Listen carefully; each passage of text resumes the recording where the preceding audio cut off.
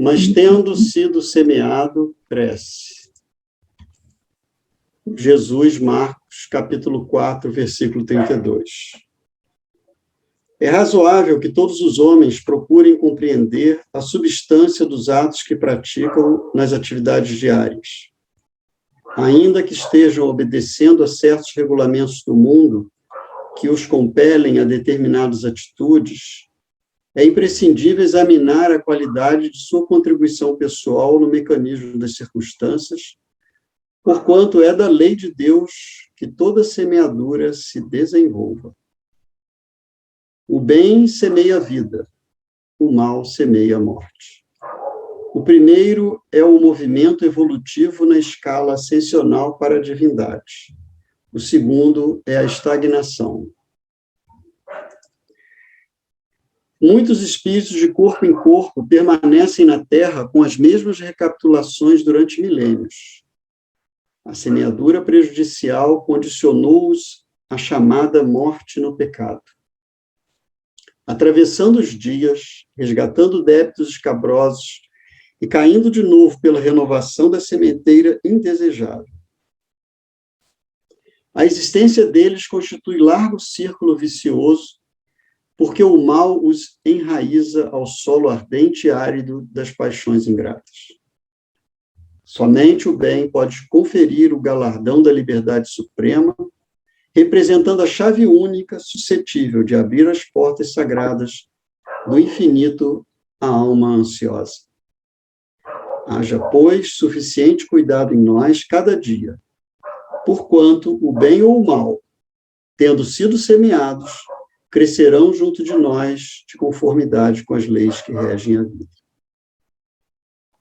Vamos então, queridos irmãos, queridas irmãs, buscarmos elevar nosso pensamento para a conexão com o mais alto, nos amigos espirituais que sempre estão presentes em nossa casa espírita, mas também, e nesses instantes, em nossas residências, onde buscamos tornar uma extensão da casa de André Luiz, onde buscamos imantar com as nossas vibrações de fraternidade, de sentimentos de amor, para que se torne aquele ambiente adequado ao florescimento da semeadura que estivermos fazendo. Assim, Senhor, desejosos de cada vez mais nos afeiçoar ao teu coração amoroso, no seu convite do vinde a mim, aqui estamos, para ouvir, para refletir, para comentar, para mergulharmos no convite da lição, rogando que a nossa querida irmã Nádia, que vai conduzir o estudo, possa estar conosco, para que possamos assim usufruir da presença, da sabedoria dela, certamente sempre inspirada pelos amigos espirituais. Que a tua paz permaneça conosco, Senhor, hoje, agora e sempre. Graças a Deus. Muito bem, queridos amigos. Tendo em vista que a Nádia pode ter tido alguma dificuldade, não está conseguindo entrar, eu vou fazer o seguinte, eu vou compartilhar com vocês a página, mas antes disso, antes de compartilhar, deixa eu ver, já estou compartilhando? Não. Antes de compartilhar, a gente podia saber de vocês, daqueles que leram, né, estudaram o capítulo, qual é a relação que vocês fazem com o capítulo da semana passada?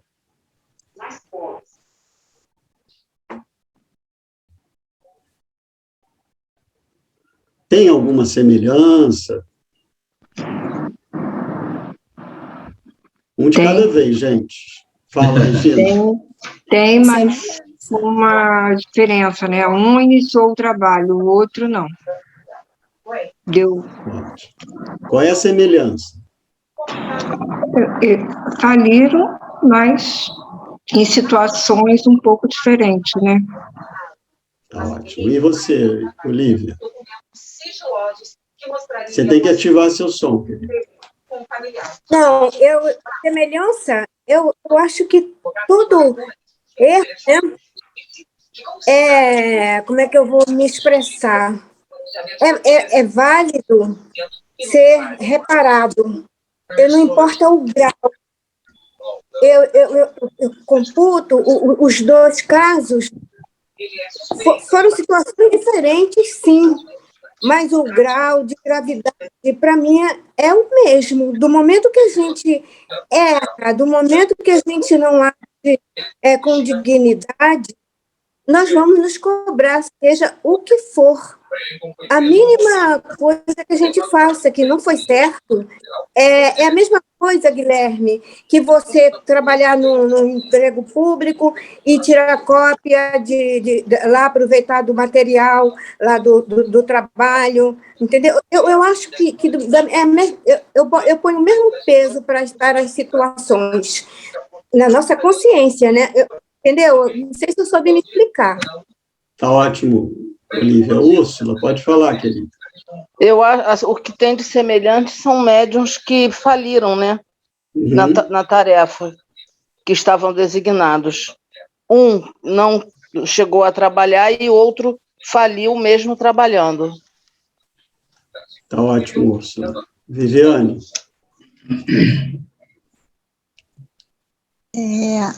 A Úrsula falou agora da questão da mediunidade propriamente dita, da questão de falência na mediunidade, mas eu tinha pensado numa outra parte, numa parte inicial da semelhança, que os dois foram extremamente preparados, que a espiritualidade se dedicou grandemente a prepará-los para antes de aqui chegar, e durante muito tempo, um foi preparado 30 anos, outro foi preparado, não lembro o tempo certo, mas apesar de todo esse preparo, deles terem sido extensamente avisados do que os esperava, da missão que os esperava, mesmo assim eles faliram.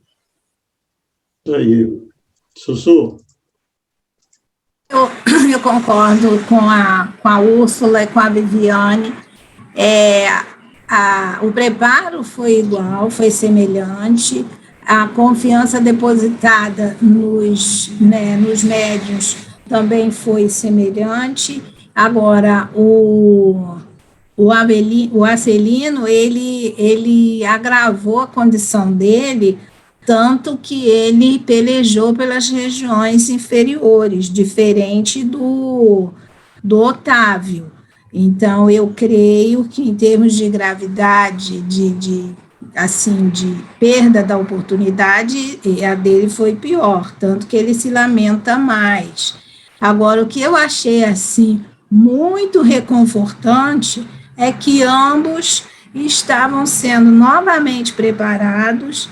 A misericórdia divina é tamanha que, apesar dos graves erros cometidos, eles estão tendo outra oportunidade. Então, eu não vejo aí um alento para as pessoas, né? E nós que estamos em curso, então vamos relaxar, porque a misericórdia divina vai sempre dar uma colher de chá. Não vejo dessa forma. Eu acho que é um alento, sim, mas devemos permanecer sempre vigilantes para não incorrer nos mesmos erros. Isso aí, gente. É bem uma síntese, né, do que a gente vai ver hoje. Ou seja, são dois médiuns, tanto Otávio como Acelino, eles tiveram, como foi dito, a oportunidade de receber diversos recursos para que reencarnasse, né, e usasse a mediunidade. Nós vemos que a mediunidade ela é, inclusive, concedida para o espírito na tentativa, como foi o caso do Otávio, né, de resgatar débitos do passado. O que acontece? A gente recebe recursos e e nem sempre a gente consegue dar a esses recursos, né, o investimento que nos foi dado por antecipação. Então, a mediunidade é isso, é uma carta de crédito que nos é oferecido para que a gente possa, com esses recursos, tentar investir e fazer alguma coisa que nos quite débitos maiores do passado. E, às vezes, a gente faz o quê? A gente utiliza esses recursos e acaba não dando o proveito que deveria, né?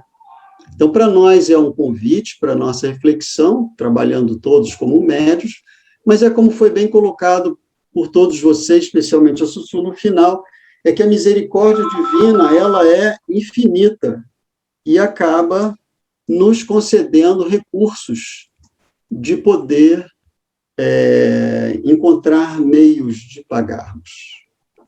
Então, nesse sentido, a gente vai ver mais um caso do Acelino aqui, ele está realmente em nosso lar de volta. A diferença na questão que a Sussu falou bom, então, se a gente recebe um monte de recursos, a gente erra e volta para nosso lar, então, para que eu vou me esforçar?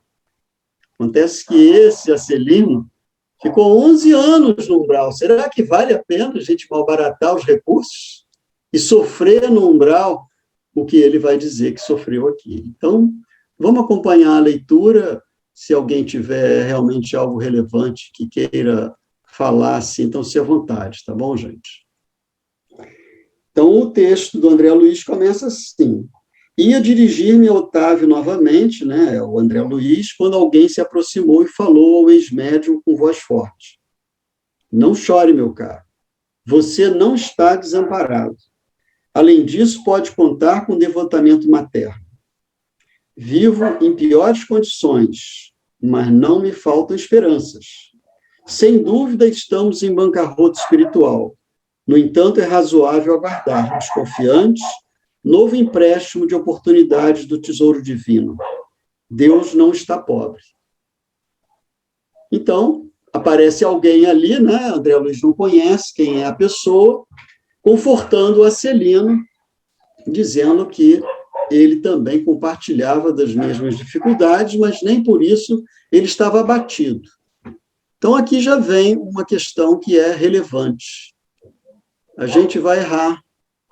É possível que a gente receba recursos e oportunidades da misericórdia divina e nós vamos, muitas vezes, malbaratar esses recursos. Mas o que adianta a gente ficar se lamentando? Não vai ajudar em nada, né? Então, o Acelino procura levantar o ânimo, né, do Otávio. E aí André Luiz diz: voltei-me surpreendido e não reconheci o recém-chegado. Dona Isaura fez o obséquio das apresentações. Estávamos diante de Acelino, que partilhara a mesma experiência, ou seja, recebeu recursos da mediunidade e acabou falindo. Fitando triste, Otávio sorriu e advertiu: não sou um criminoso para o mundo, mas sou um falido para Deus e para nosso lar. E Acelino insiste: sejamos, porém, lógicos, parecendo mais encorajado. Você perdeu a partida porque não jogou, e eu a perdi jogando desastradamente. Tive 11 anos de tormento nas zonas inferiores. Sua situação não reclamou esse drástico. Mesmo assim, confio na providência. Então, aqui Acelino está, digamos assim, dando, né, ao Otávio uma mensagem de bom ânimo, né, de confiança, de que não vale a pena ele ficar se mantendo abatido. E ele colocou aqui, né, que um jogou, o outro não jogou, né? Quer dizer, ele, na verdade, aceitou a mediunidade, né, vivenciou o processo que a mediunidade lhe ofereceu, só que ele, infelizmente, acabou tirando proveito para si próprio, né? E apesar do entendimento, do preparo que ele teve, várias pessoas, né, que o ajudaram, ele acabou, como ele vai falar aqui adiante, se aproveitou da mediunidade. Então, nesse instante, interveio Vicente acrescentando: cada um de nós tem a experiência que lhe é própria. Nem todos ganham nas provas terrestres. Mas a página de abertura, não sei se alguns perceberam, ela está falando de semeadura, né? Então, nós sempre estaremos semeando. Os recursos nos são dados, e uma vez que a gente entrou na partida, né, como de uma certa forma fez a metáfora ali do Acelino, o jogo começou. Ou você joga bem ou joga mal, porque o resultado vai ter dessa partida, né? Então, a semeadura vai acabar acontecendo e cada um de nós tem que pensar em como jogar melhor. E voltando-se de modo especial para mim, aduziu. Isso aqui já é o Vicente falando, né? Que Vicente que levou ele ali. Quantos de nós, os médicos, perdemos lamentavelmente na luta? Então, ele quis se solidarizar, né? Tanto com Otávio como Acelino, dizendo que eles também não eram lá, né, espíritos com grandes conquistas. Eles precisavam ainda se redimir. Nesse sentido é que nós precisamos compreender que nós temos um histórico de débitos perante a providência divina, que é como se fosse um banco mesmo. A gente vai lá, pega dinheiro emprestado, tenta fazer um negócio, um investimento, joga mal o jogo, ou seja, aplica mal o dinheiro, e aí o dinheiro perde e a gente volta para o banco, porque a gente precisa do banco, né? Aí vai lá no banco, só que o banco da providência divina, ele é muito mais bondoso do que os bancos da Terra, né? Primeiro que os juros não é esses juros exorbitantes que os bancos cobram. E a outra coisa é isso, é que a providência divina, ela é capaz de conceder novas oportunidades, embora ela não nos elimine de vivenciar a experiência das consequências, ou seja, até a gente voltar ao banco e poder pedir novo empréstimo, a gente vai precisar, às vezes, passar por um mau bocado, né? Então, é nesse sentido que, às vezes, as experiências vão ficando mais difíceis. Então, depois de concordar, trazendo à baila meu próprio caso, aí André Luiz conta o caso dele também, né? O André objeta: seria, porém, muitíssimo interessante conhecer a experiência de Acelino. Teria sofrido o mesmo acidente de Otávio? Creio de grande aproveitamento penetrar essas lições. No mundo, não compreendia bem o que fossem tarefas espirituais, mas aqui a nossa visão se modifica.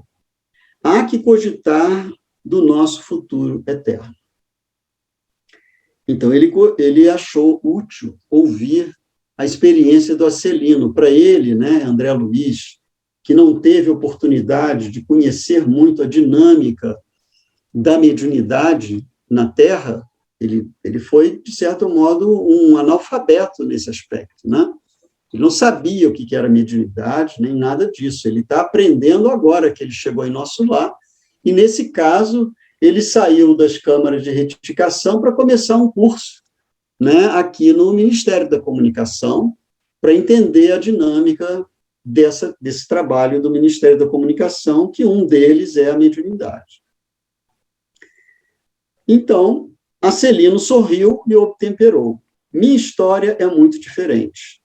A queda que experimentei apresenta características diversas e, a meu ver, muito mais graves. Então, o próprio Acelino está achando que, diferente do André Luiz, que desconhecia, né, e diferente do Otávio, ele considera Acelino a questão dele mais grave, apesar dele estar otimista. Fala, Sussu. Tem que ativar seu som, querido. Pelo menos eu tenho sua mão levantada aqui. Nós somos os nossos próprios julgadores, os nossos próprios juízes, né? Deus não julga ninguém. Aqui ele mesmo está dizendo, eu falhei e a minha falta foi muito grave. Eu acho que é esse exame de consciência que acontece quando a gente desencarna. E aí fica claro que o julgamento não vem do alto, vem de nós mesmos. Só isso que eu queria. Excelente observação, Su, exatamente isso.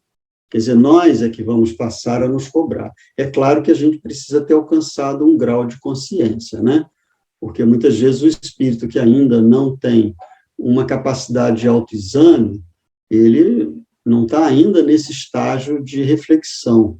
Mas, como a Sussu falou, à medida que a pessoa já vai compreendendo que a felicidade dela é resultado daquilo que ela houver plantado, ela analisa a vida na Terra e vê, né, uma vez chegado em nosso lar.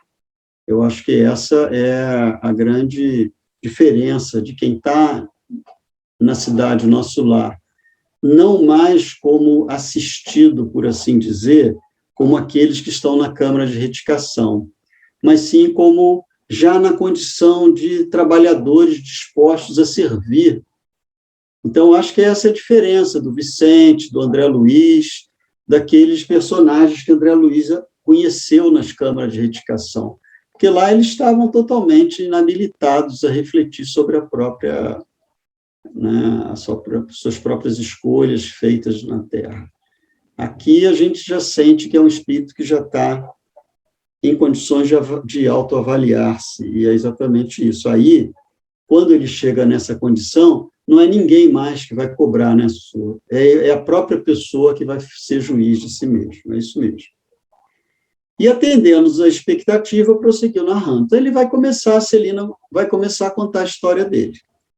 Também parti de nosso lar no século findo, após receber valioso patrimônio instrutivo dos nossos assessores. Segui enriquecido de bênçãos. Uma de nossas beneméritas ministras da comunicação presidiu em pessoa as medidas atinentes à minha nova tarefa. Então, de fato, ele não só foi, como no caso do Otávio, recebeu suporte, né, de pessoas, de trabalhadores, mas no caso dele, ele recebeu da ministra, né, de uma das ministras da comunicação. Não faltaram providências para que me felicitassem a saúde do corpo e o equilíbrio da mente. Após formular grandes promessas aos nossos maiores, parti para uma das grandes cidades brasileiras em serviço de nossa colônia. Então, pode ser Rio de Janeiro, Belo Horizonte, Brasília, sabe lá, Manaus, né, Jesus? Qual é a cidade? Ele não diz, porque não interessa. O casamento estava no meu roteiro de realizações. Ruth, minha devotada companheira, incumbir-se-ia de colaborar comigo para melhor desempenho das tarefas. Ou seja, ele iria estar com uma companheira que não iria criar dificuldades para o trabalho mediúnico que ele iria assumir. E isso, sem dúvida nenhuma, faz uma grande diferença, né? Cumprida a primeira parte do programa, aos 20 anos de idade, fui chamado à tarefa mediúnica, recebendo enorme amparo dos benfeitores invisíveis. Recordo ainda a sincera satisfação dos companheiros do grupo doutrinário. A vidência, a audição e a psicografia. Olha aqui, ó, 3 formas, né, de expressão da mediunidade, na qual, certamente, como diz Kardec, todos somos médios, mas dá-se o nome àquele que tem um certo grau, né, em que essa faculdade é mais evidente. Então, aqui, no caso dele, a vidência, a audição e a psicografia estavam bastante evidentes no corpo físico no qual ele veio. Certamente o perispírito dele já foi sensibilizado para esses sentidos mediúnicos estarem desenvolvidos. Então, recordo-me ainda da sincera satisfação dos companheiros do doutrinário. A vidência, a audição e a psicografia que o Senhor me concedera. Você vê que é uma concessão, é um talento. por misericórdia, constituíam decisivos fatores de êxito em nossas atividades. Então, aqui, só para reforçar que essa mediunidade é uma concessão que é oferecida por misericórdia para que o indivíduo possa, então, tendo um bom desempenho, compensar coisas do passado, ou mesmo realizar, né, tarefas com crédito natural. A alegria de todos era inexcedível. Entretanto, apesar das lições maravilhosas de amor evangélico, inclinei-me a transformar minhas faculdades em fonte de renda material. Então, aqui ele evidencia para nós que ele teve contato claro com os recursos evangélicos, certamente, do Evangelho segundo o Espiritismo, né? Mas é provável, que, pelo que ele diz aqui, que ele recebeu lições maravilhosas de amor evangélico. Alguma orientação clara ele recebeu sobre o trabalho. Não me dispus a esperar pelos abundantes recursos que o Senhor me enviaria mais tarde, após meus testemunhos no trabalho, e provoquei eu mesmo a solução dos problemas lucrativos. De que ele está falando aqui nesse ponto?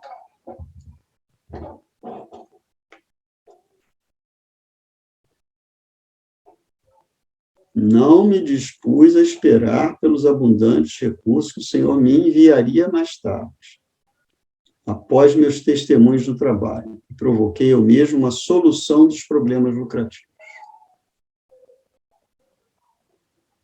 De que ele está se referindo aqui? Pode falar, Olívia. Ele procurou os meios ilícitos mais fáceis, né? E conseguiu, através de sintonias que se juntaram a ele nessa questão, que nós vamos ver o que ele vai fazer, né? Arbitrariamente, né? Tudo é como se ele fosse o leitor da Buena Dicha, né? Vendendo, ele vai vender a mediunidade dele. Foi isso que eu entendi. Tá joia, Olívia. Vamos lá, Nilton. Então, havia sido na programação dele, né? Ele iria encontrar depois a condição de recursos necessários para manter o seu trabalho, né?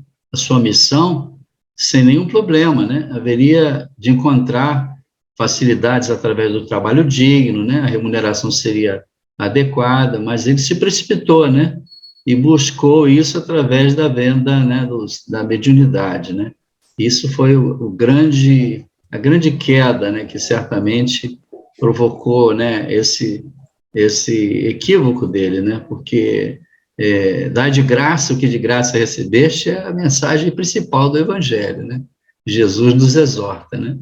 E quem se transforma em alguém comercializado, né, uma mediunidade comercializada, acaba se associando a outro tipo de influência espiritual, que isso a gente vai ver também. Exato. Então, significa que ele deve ter passado algumas dificuldades materiais. Certo? Ou seja, ele não deve ter iniciado a atividade econômica profissional dele com facilidade. Ele deve ter, de alguma forma, porque isso fazia parte da prova dele. Ele precisava ser testado de se ele iria usar a mediunidade para fins próprios ou não. Então, é exatamente nesse momento que se encontra a divisória do caminho dele, no qual ele iria ser testado. Precisaria ele passar por dificuldades econômicas, dispor dos recursos da mediunidade e não usá-lo para atender ao seu benefício. Foi aí que ele escorregou. Ele fez uma escolha. Ele optou por superar as dificuldades materiais na facilidade que ele conseguiu perceber que a mediunidade oferecia para ele. Então, olha aqui, ó, não era meu serviço igual aos outros, não recebiam os sacerdotes católicos romanos a remuneração de trabalhos espirituais e religiosos? Se todos pagávamos por serviço ao corpo, que razões haveria para fugir ao pagamento por serviços à alma? Amigos inscientes do caráter sagrado da fé, ou seja, pessoas que não têm uma compreensão do caráter sagrado da fé, aprovavam minhas conclusões egoísticas. Admitíamos que, no fundo, o trabalho essencial era dos desencarnados, mas também havia colaboração minha pessoal como intermediário, pelo que devia ser justa a retribuição. Então, aqui é que ele acabou fazendo a opção dele. Encontrou o sofisma das paixões que Lázaro fala no Sede Perfeitos, quando ele dá a mensagem sobre o dever. Então, o dever da consciência, a consciência aponta para a gente qual é o dever. Então, a consciência dele devia estar dizendo que, olha, isso aí não é para cobrar. Mas, diante das dificuldades econômicas e tal, né, precisando de um dinheirinho aqui, outro ali, aí o outro começa a falar, a propor uma coisa, porque esses médios de cura, que é onde existe uma grande dificuldade dos médios de cura, né, que conseguem realizar grandes prodígios na cura, a grande dificuldade deles caírem é exatamente isso, porque eles recebem uma série de sugestões que justificam a ele que ele tem direito de cobrar. Por quê? Porque ele precisa viver de alguma coisa. Então, aí que está a questão que ele falou ali em cima, ó, não, porque o Newton colocou, não me dispus a esperar pelos recursos abundantes que o Senhor me enviaria mais tarde. Por que mais tarde? Ele não poderia começar com uma vida fácil. Ele precisava começar com dificuldades materiais para que ele tomasse essa decisão e pudesse, então, definir qual é a direção que ele iria dar para a mediunidade. Então, ele preferiu ouvir as sugestões daqueles que não tinham ciência, eram inscientes do caráter sagrado da fé. Ou seja, eles não compreendem que a gente tem que dar de graça o que de graça recebemos. Então, ele achou que era justa a retribuição e passou a receber recursos. E nessa de receber recursos, é o que acontece muitas vezes com esses médios de cura, que a gente sabe, né, que acabam falindo na tarefa deles. O Manuel Flomeno de Miranda, ele conta para a gente, né, a história do médium Davi, e no livro Nas Trilhas da Libertação, em que a pessoa começa a ser cercado de pessoas com interesse material, e vai sugerindo, porque facilita para eles também, que estão se locupletando, né, da mediunidade dali, dos fenômenos que estão acontecendo, das pessoas que acorrem na busca, né, de receber o benefício que eles se julgam, né, credores de alguma forma, e acham que, pagando, eles vão ter a possibilidade de não ter que esperar uma fila enorme. Por que esperar a vez, né, se eu posso passar à frente e não perder meu tempo, que é precioso, né, porque eu tenho recursos? E aí oferece o dinheiro e aquela pessoa, né, que está ali gerenciando a fila, né, faz o negócio e o médium também acaba se beneficiando. Quando ele vê, ele está envolvido no processo. É muito complicado. Quem quer ler o livro que fala sobre essa questão da queda, né, da mediunidade com recursos econômicos, é o livro do Manuel Flomeno Miranda, Nas Trilhas da Libertação. E aí ele continua. Debalde movimentaram-se os amigos espirituais aconselhando-me o melhor caminho. Em vão, companheiros encarnados chamavam-me a esclarecimento oportuno. Agarrei-me ao interesse inferior e fixei meu ponto de vista. Ficaria definitivamente por conta dos consulentes. Olha aqui a decisão dele. Ou seja, ele não ia mais trabalhar e ter as atividades mediúnicas e tentar conciliar uma coisa com a outra, por quê? Ele ganhava mais. com a mediunidade, para que ele ia trabalhar? Podia viver disso. Então, é o raciocínio que a pessoa acaba se deixando, é uma armadilha mesmo. Arbitrei o preço das consultas, com bonificações especiais aos pobres e desvalidos da sorte. E meu consultório encheu-se de gente. Então, aqui, ele atendeu a consciência dele, dando um preço módico para as pessoas mais carentes, mas cobrava.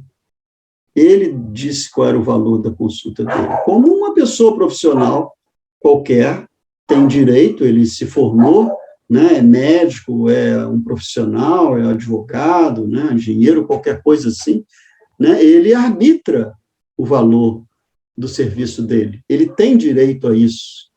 E aí o mercado de trabalho define na demanda, né, da oferta da demanda, que o preço vai ser justo. Se as pessoas acharem que a pessoa é muito cara, vai procurar outro melhor. Mas no caso dele, como era mediunidade, ele não tinha muito concorrente, provavelmente, acabou definindo e vivendo disso. Interesse enorme foi despertado entre os que desejavam melhoras físicas e solução de negócios materiais. Grande número de famílias abastadas tomou-me por consultor habitual para todos os problemas da vida. Então, era exatamente isso aqui que fez Moisés, em Deuteronômio, proibir a consulta aos mortos, para que as pessoas não fizessem, né, consulta aos espíritos sobre as questões da vida, porque é como se fugisse aos testemunhos que somos todos obrigados. Então, eu estou com uma dificuldade. Olá, doutor Bezerra, como é que eu resolvo isso aqui para a minha vida, meu senhor? Vê se um Bezerra de Menezes vai ficar disponível a resolver os problemas particulares. Ele atua com toda certeza na assistência, promove curas desde que a pessoa se beneficie verdadeiramente daquela cura. Porque Jesus também curou muitos. É claro que nem todos souberam aproveitar, mas ele visava isso. O que queres que eu faça? Ele queria que a pessoa realmente, ao buscar, né, a assistência espiritual, a pessoa, daquilo ele fizesse uma modificação íntima. Então, ele não soube gerenciar isso aí, né? As lições de espiritualidade superior, a confraternização amiga, o serviço redentor do Evangelho e as preleções dos emissários divinos ficaram à distância. Isso é o que acontece muitas vezes com pessoas que começam conhecem o Espiritismo, se interessam profundamente pelo Espiritismo, estudam, se motivam, às vezes começam até a trabalhar, a fazer alguma coisa, mas, digamos assim, aquele elan inicial, aquela motivação vai esfriando, porque ela começa a se prender a outras questões da vida material e começa a se afastar progressivamente, vai deixando de frequentar a casa, encontra uma justificativa, abandona o trabalho, e com toda certeza existe uma influência espiritual sugerindo isso, porque quando a gente está no trabalho, nós estamos protegidos, os benfeitores espirituais nos cercam de recursos.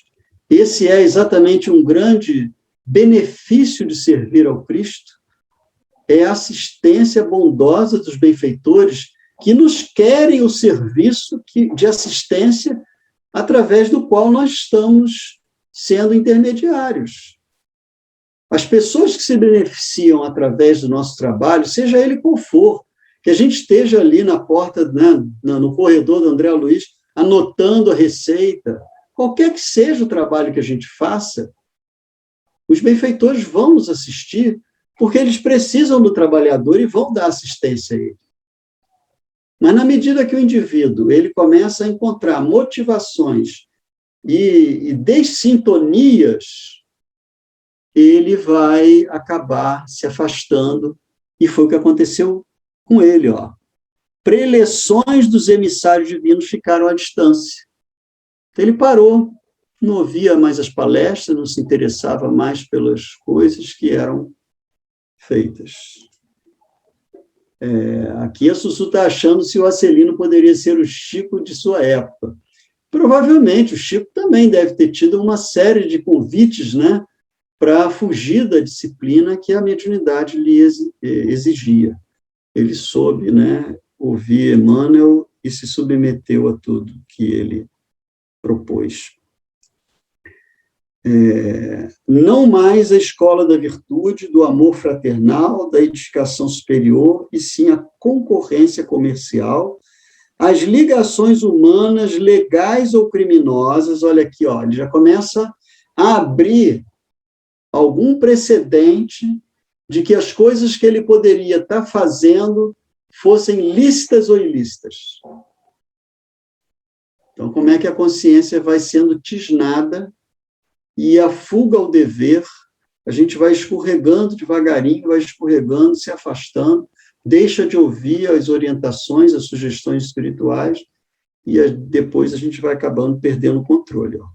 Os caprichos apaixonados, os casos de polícia e todo um cortejo de misérias da humanidade em suas experiências menos dignas. Ou seja, ele tinha que resolver problemas que absolutamente não é da alçada dos trabalhadores de uma casa espírita.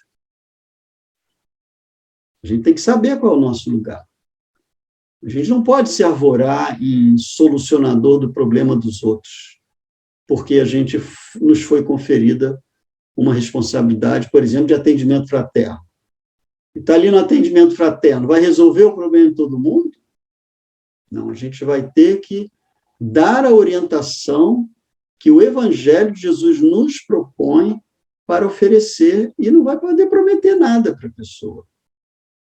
Ela vai ter que fazer o próprio caminho. Fala, Olívia. Ô, Guilherme, o Acelino esqueceu, né, exatamente do que está na página, né? O bem semeia a vida, o mal semeia a morte. Quer dizer que o bem seria o trabalho no bem que ele poderia ter feito e se envolveu em coisas ilícitas, né? E o mal foi todo o envolvimento no interesse próprio, em ter ganhos fáceis, e esquecendo do Evangelho de Jesus, conforme você acabou de falar agora. Ele esqueceu todas as lições, né? É lógico que é um julgamento que eu estou fazendo, sim, mas é o cuidado que a gente tem que ter em estar sempre vigilante. Não sei, né? Acho que é por aí. Vigiar, orar sim, mas vigiar muito mais, porque as ofertas são grandiosas e os envolvimentos com espíritos que querem nos ver a bancarrota, como ele falou lá no início, a quantidade é muito mais do que a gente pode imaginar. Com certeza, Lívia, não tenha dúvida disso, querida. Transformara-se completamente a paisagem espiritual que me rodeava. A força de me cercar de pessoas criminosas por questões de ganho sistemático, as baixas correntes mentais dos inquietos clientes encarceraram-me em sombria cadeia psíquica. Sombria cadeia psíquica. Cheguei ao crime de zombar do Evangelho de Nosso Senhor Jesus Cristo, esquecido de que os negócios delituosos dos homens de consciência viciada contam igualmente com entidades perniciosas que se interessam por eles nos planos invisíveis. Então, existem entidades no mundo espiritual que se comprazem e têm interesse em desviar os trabalhadores do Evangelho do Cristo, porque eles são contrários aos interesses deles. Transformei a mediunidade em fonte de palpites materiais e baixos avisos. Nesse momento, os olhos do narrador cobriram-se de súbita vermelhidão, espantando-se-lhe fundo horror nas pupilas, como se estivesse revivendo atrozes dilacerações. Mas a morte chegou, meus amigos, e arrancou-me a fantasia. Prosseguiu mais grave. Quer falar, Newton? Temos 7 minutos ainda. Então, rapidamente, né, Gui, a gente percebe que quando ele fez essa associação, né, com as entidades, né, de interesse material, certamente as entidades bondosas que estavam orientando não tiveram mais condições de ajudá-lo, né?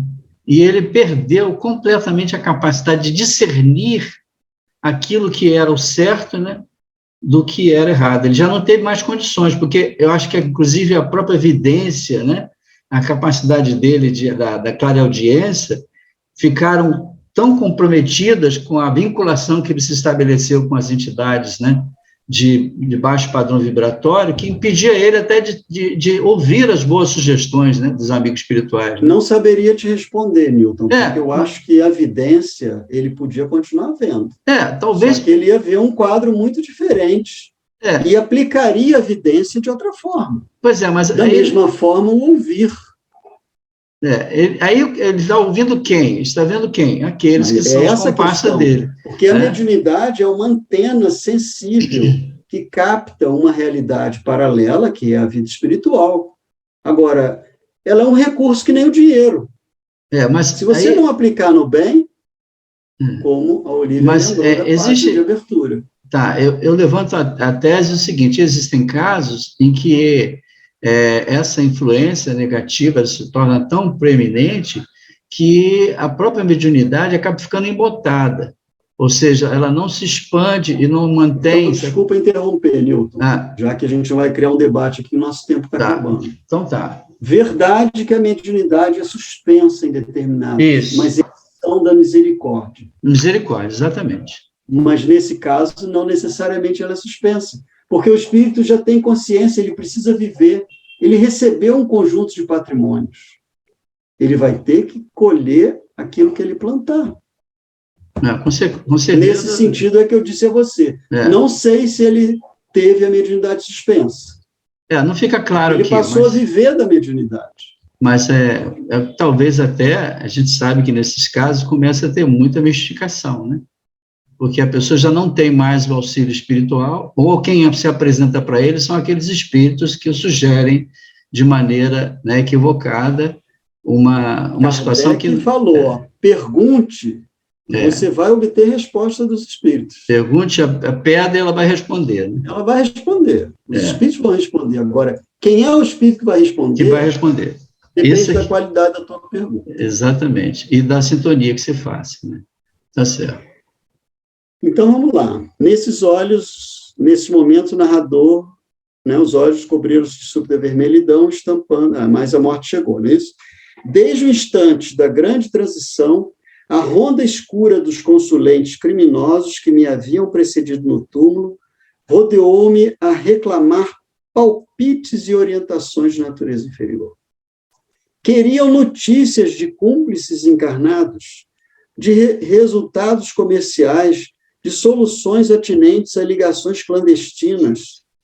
Então, a vida material encarnada, que tem um propósito de nos colocar diante de circunstâncias para nos testar com o objetivo de nos ajudar a vencer os desafios e crescer, o próprio espírito desencarnado troca o meio pelo fim, porque o objetivo da matéria é a evolução espiritual.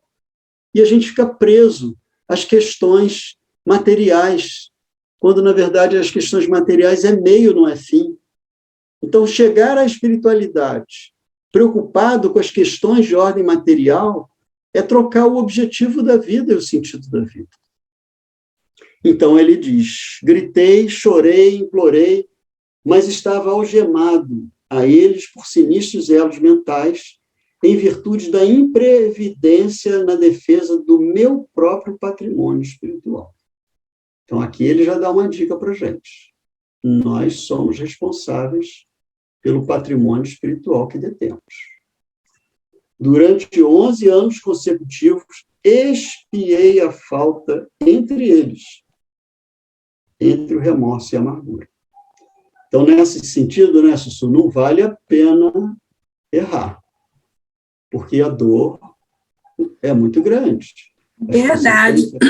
É muito dolorosa. Acelino calou-se, parecendo mais comovido em vista das lágrimas abundantes. Fundamente sensibilizado, Vicente considerou: que é isso? Não se atormente assim. Você não cometeu assassínios nem alimentou a intenção deliberada de espalhar o mal. A meu ver, você enganou-se também, como tantos de nós. Então, aqui o Vicente dá... Né, agora é a vez do Vicente incentivar o Acelino, né, porque o Acelino estava motivando o Otávio, e agora é o Vicente que está dando suporte moral ao Acelino. Acelino, porém, enxugou o pranto e respondeu: não fui homicida nem ladrão vulgar. Não mantive o propósito íntimo de ferir ninguém, nem desrespeitei alheios lares. Mas, indo aos círculos carnais para servir as criaturas de Deus, nossos irmãos, auxiliando-os no crescimento espiritual com Jesus, olha aqui a nossa tarefa. Servir as criaturas de Deus, nossos irmãos, auxiliando-os no crescimento espiritual com Jesus. Apenas fiz viciados da crença religiosa e delinquentes ocultos, mutilados da fé e aleijados do pensamento. Então, quantas criaturas se utilizam da religião como bengala só e não fazem dela degrau de crescimento, porque dá trabalho crescer e se modificar interiormente. Então, muitas vezes fica só usando a religião como bengala sem realmente se modificar interiormente. Não tenho desculpas, porque estava esclarecido. Não tenho perdão, porque não me faltou assistência divina. Aí é como o Sussu falou, né? É ele cobrando ele mesmo.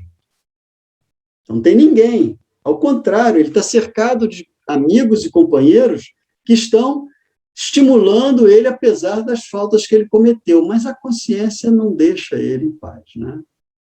Ele acaba reconhecendo os próprios erros, e certamente isso é mola impulsora para que ele se predisponha a reencarnar e, dessa vez, tentar acertar melhor. E depois de longa pausa, concluiu gravemente: podem avaliar a extensão da minha culpa? E aí André encerra esse capítulo assim, né? Então, meus amigos, a gente depois vai poder ver o que houve. Certamente a Nádia não conseguiu chegar por alguma razão justa, e senão ela que tem maior alegria, né, um prazer enorme de estar aqui conversando conosco, e, de repente, eu vou conversar com ela, ela pode me substituir. Eu não era semana que vem, Nilton? Isso. Então, de repente, ela faz o outro estudo. Vamos conversar com ela, tá bom? Então, vamos fazer a nossa prece, que nosso tempo encerrou, e depois a gente bate um papo aqui com aqueles que quiserem. Uhum. Vamos, então, fazer a nossa prece, agradecendo por essa oportunidade de esclarecimento e também de fortalecer os nossos propósitos. Que os nossos amigos queridos da nossa casa, os nossos anjos guardiões, possam estar conosco nessa caminhada para que a gente possa chegar mais tranquilos e mais felizes. Pedimos vocês, amigos queridos, que possam amparar a todos aqueles que buscam a nossa casa, a tantos que buscam outras casas e a tantos que buscam outros templos. Que todos sejam atendidos nas suas necessidades, do coração, da sua mente, fortalecendo o propósito da nossa reencarnação. Ampare a todos, amparando também a todos os países que se encontram em conflitos grandes, que eles possam receber o atendimento necessário a todos, principalmente aos seus dirigentes. que os dirigentes possam estar alinhados e focar mais na espiritualidade maior, para que eles possam sair com êxito. A nossa lição da noite de hoje traz exatamente a vigilância para que a gente possa sair daqui, dessa experiência, mais felizes. Obrigado por tudo, amigos espirituais, hoje e sempre. Que assim seja. Amém. Que assim seja. Obrigada. Tudo de bom para todos. Obrigada, tudo de bom. Um abraço.